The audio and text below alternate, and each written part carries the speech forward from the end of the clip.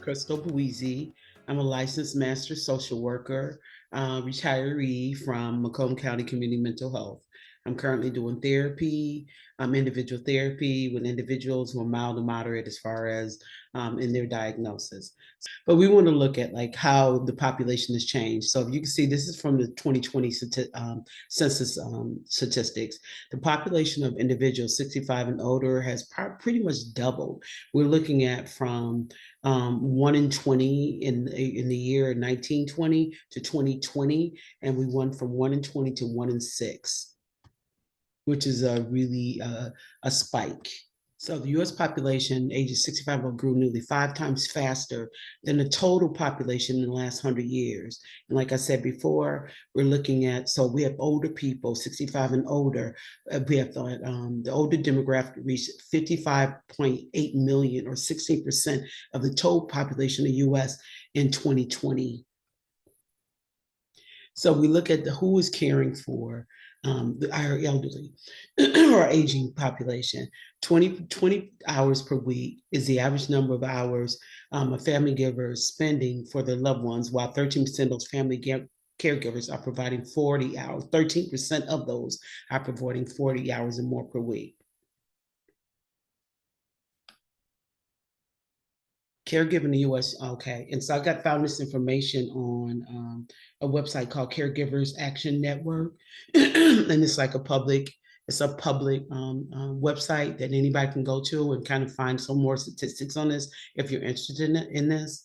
So you're looking at family caregivers are foundation long-term care nationwide, exceeding Medicaid long-term spending of all. So that's like the cost of how much it's costing everyone.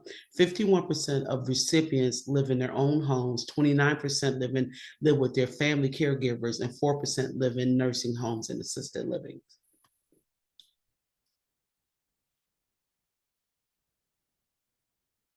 .36% of family caregivers care for a parent, and 7 out of 10 caregivers are caring for loved ones over 50 years old. 14% of family caregivers have special needs children, with an estimated 16.8 million caring for special needs children under the age. Among these caregivers, 55% are caring for their own children, which is interesting. And like I said, a lot of this information was pulled from the website that I looked at, the Caregiver Action Network, and also from AARP and the Census Bureau. 78% of adults living in community and in need of long-term care depend on family and friends as their only source of help. So this is a little graph of kind of like how we're going to talk about more about managing burnout.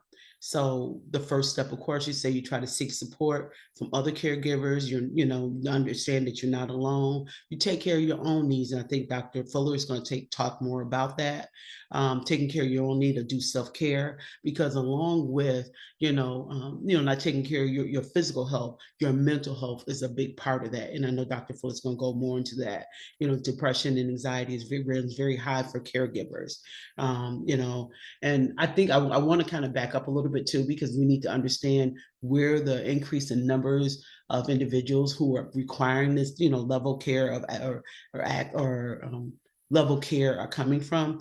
We're looking at people who are following the baby boomer generation, and that's the biggest population. So we're talking about people who, are going from, 70 and up, and we're living longer. We're living a lot longer. So which leads to the whole thing with people having to care for their parents, either in their own homes or in the parents' homes. So the step 2 is take care of your own health so you can be strong enough to take care of your loved ones. Step 3, accept offers to help and suggest some plans, things you can do to help other people. Step 4, learn how to communicate effectively with the doctors for your parents, because that's going to be a really big part of it. I'm sure Dr. Fuller and Kiara will be going more into that. Learning the right language and keeping journals and keeping lists of things that what you notice with your parents, because that can, learning how to communicate effectively with doctors could be a lifesaver. be open to new technologies that can help you care for your loved one. And when I say new technologies, I mean, we have, services that'll deliver, the resources that they may need. Like, if they require, the pens and other medications, start to use those technologies, and you can put those orders in, they deliver right to your door. So you ain't got to go to Sam's, you ain't got to go to Costco. You can have that stuff delivered right to your door. Another thing, and like I just said before, watch out for signs of depression and don't delay with getting professional help when you need it. And like I said, Dr. Fuller will be going more into detail with that. Recognizing that caregiving is hard. So take the breaks that you need. And Kara is going to go more into the respite component of that. I think sometimes, I think I kind of skipped a statistic, but one of the statistics that I read is that the average caregiver for their aging parent is actually a woman over the age of 50 who may be widowed or divorced, right? So she's doing it on her own, right? And sometimes she don't feel like she can take the break or she deserves the break because she got to handle the world on her own. So that's definitely very, very important to, take that in consideration. Or organize your medical information so it's easy to update and easy to find. And then make sure your legal documents are in order. And when we say legal documents, this kind of goes more into the realm of care. I may go back into this, but we're looking at things like making sure, if the need were to have, an advanced directive. Advanced directives are basically when your parent or your person you're caregiving, they give permission, like who they want to make medical decisions on their behalf if they were to become unable to make those decisions on their own. You want to look at information about, you want to talk to a financial planner. What's going to happen? How do you manage that person's money? Help them manage their money. Power of attorney is also very, very helpful.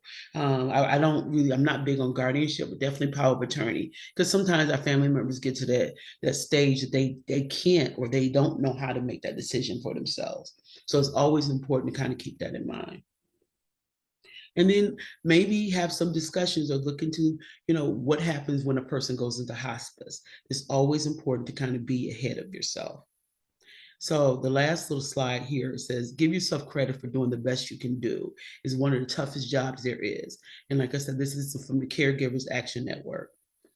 So I just put a couple of resources on here. So that's the website, Top Caregiver Tips for Caregiving for Loved Ones, and then Senior Services in Macomb County, which we're located in. And they have a link on their website that takes you to the area aging. So you can find some other resources, and it talks about the financial part of it, talks about how to increase and improve your communication with the doctors and following up on a specialist care.